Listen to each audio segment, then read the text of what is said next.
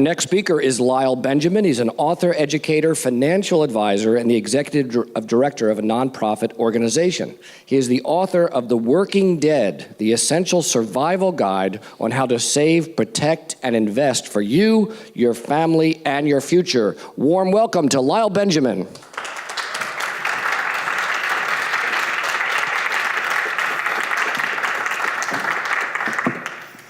I want to thank Jeffrey and the organization for inviting me to speak with you all today.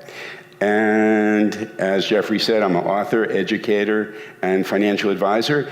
And what I'm going to do is I'm going to share several financial concepts with you and also a custom benefit program that's now available from your organization that will help you go ahead and achieve your financial objectives, whatever they may be. It might be that you want to plan for your retirement, fund your children's education. It might be that you're looking to gather money for a down payment for a house, or you want to have protections against one of the major concerns that we all have, which are health issues as we get older. So, at the end of my talk, and there are surveys that you have, what you're going to do is you're going to fill out the survey, and you're going to turn that in, and then what we're going to be doing is meeting on an individual basis to go ahead and find out where you are, where you want to go, and then you're going to get the education and the program that's custom for you to help you achieve your objectives. Okay? With me so far? Great. Okay. There is a problem in this country, and it's been growing for a very long time. 30, 40 years ago, you can go ahead and buy a car for $3,500. Today, the same basic car costs $25,500. The cost of an education, the cost of a home, everything has gone up 6 or 7 or 8 times, but our wages haven't kept pace. It used to be that you can go ahead and support a family of 4 with one person's income. Today, what does it take? Sometimes 2 people working 2 jobs just to go ahead and scrape by. That's not the life that we should be leading. So the thing is, it's not a question of really how much you earn, it's a question of how much you get to keep. That really is going to make a difference for your quality of life. And if you understand this, you're way ahead of what Wall Street knows and tells us. So we're going to go ahead and go through how you're going to go ahead and find out what you need to do to get the quality of life that you want. Today, in the news, what we're finding out is wages are ticking up, more people are going back to work, but the truth of the matter is, only takes one event for all your years of hard work to go ahead and amount for nothing. Climate change is affecting more and more people in this country every year. Look at what's going on in California. Look at what just happened in North Carolina. Look at what happened in New York with Hurricane Sandy, and New Jersey and other parts of the East Coast. So the thing is, you've got climate change, you've got the rising cost of health care, you can have a loss of a job, you can have a divorce, you can have an illness in your family. All of these things could be catastrophic events that if you don't plan for, they can be devastating to you and your family for years and years and years. It used to be there were 3 things that could go ahead and give us quality of life when we wanted to retire. People had savings, people had pensions, and people had Social Security. When Social Security was established originally, there were 45 people working for every one person getting benefits. Anyone know what the ratio is today? It's 2.8 people working for one person getting benefits. If you think that Social Security is going to contribute significantly to your retirement, if you think paying your gas bill and your electric bill is significant, that's what it might do.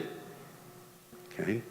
So the thing is, when you're ready to retire, the retirement age may not be 62, 67, 70. It may be 77. It may be 80 years old. And the amount that you get might not be adjusted for cost of living. So Social Security may not be there in the way that you think it's going to be. Pensions. Companies realized in the late 1970s, early 1980s, that they couldn't pay pensions any longer because it used to be people would work, and then 5 years after they stopped, what would happen? They'd die. Today, because of medicine, because of nutrition, people are living much, much longer. And the companies, the bean counters, the accountants back then, the CPAs realized that companies couldn't go ahead and continue to pay pensions because there goes their profits. So they started to cut them and cut them and cut them. And what did they do? They went to a tax code provision called the 401k and the 403b for nonprofits and 457 for government plans, and they instituted those. And they said, we're going to give you a little bit of free money, and you're going to have a little bit more control over your retirement. And you know who that worked well for? The company, Wall Street, and the government. Because the government collects taxes on what you're going to take out later on in life. Okay? So the thing is, pensions aren't there for your retirement. And savings? In this country, we have one of the lowest savings rates out of all industrialized countries. We are saving at a rate of around 3.5%. Right? In Asia, they're saving 20, 30, 40% of their income. We need to be saving 10 to 15% minimally. So, what do we have to do? We have to know where our money goes out. And where it goes out is basically 3 different places. It goes out to living expenses, your rent, your utilities, your clothing, your food. It goes out to debt, credit card debt, student loan debt, car debt, mortgage debt, and then it goes out to taxes. And what most people don't realize is that taxes are the biggest thing that prevent you from being financially independent later on in life. You earn money, it's taxed. You spend money, it's taxed. You save money, doesn't matter whether you're saving $5 a month or $500 a month. At the end of the year, you get a 1099 DIV, and the government wants their cut. So throughout your life, you're taxed. So if you're not doing something to reduce your taxes, you're not going to have quality of life later on. And who pays more proportionally in taxes? The rich, the middle class, or the poor? Well, the poor don't pay, and we know the rich don't pay either. Let's just look at the person in the White House, okay? Now, the middle class is going to pay the most, and they're the ones who can afford it the least. So when you need your money the most, that's when the government's going to come and say, every year, we're going to go ahead and get our cut. And who thinks taxes are going to go higher or lower in the future? They're going to go higher. Climate change, the rising cost of health care, the infrastructure, the bridges, roads, tunnels, dams, the electric grid, the water system, all those things are going to cost trillions.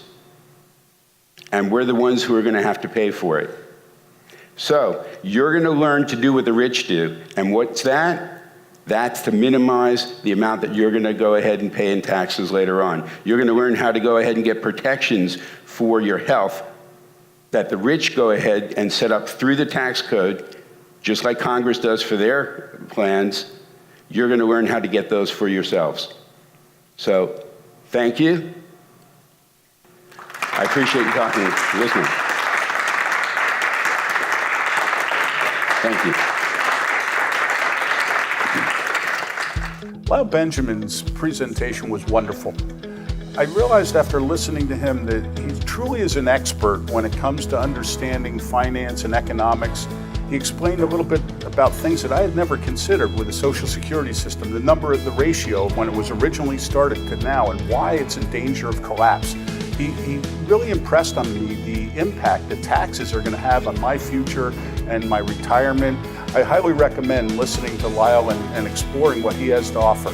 He seems like he's a wonderful man and really could put things in terminology that I could relate to and understand. I'm a retired CPA, banker. One of my greatest fears has always been taxation. Lyle is giving us a good opportunity to think about the things that are in our future and that we need to plan for them and more than likely to prepare for them and expect the unexpected.